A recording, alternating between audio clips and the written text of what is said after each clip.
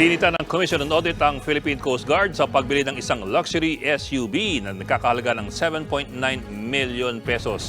Ang giit naman ng Coast Guard, binili nila yan para raw maging ligtas ang biyahe ng kanilang komandan. Nasa frontline na balitang yan si Brian Basa. May mga bagong sasakyan ng Philippine Coast Guard pero hindi pandagat. Kinwestiyon ng Commission on Audit o COA ang mga biniling bagong sasakyan ng PCG. Sa kanilang annual report, sinita ng COA ang pagbili ng PCG ng isang Toyota Land Cruiser Prado. Ang luxury SUV na yan nagkakahalaga ng halos 5 milyong piso. Pinabulletproof pa ito kaya umabot ang buong halaga ng sasakyan sa halos 7.8 million pesos. Ang dahilan ng PCG sa pagbili ng mamahaling sasakyan para masiguro ang kaligtasan sa pagbiyahe ng kanilang commandant.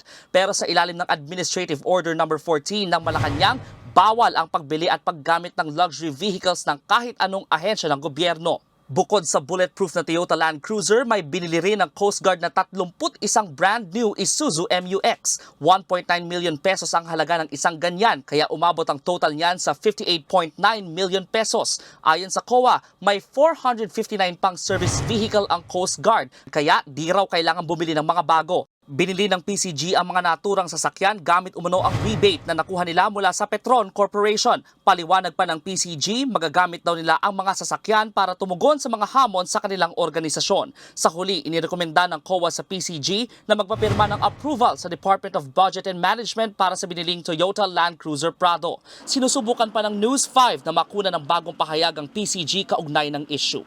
Nagbabalita mula sa Frontline, Brian Basa, News 5.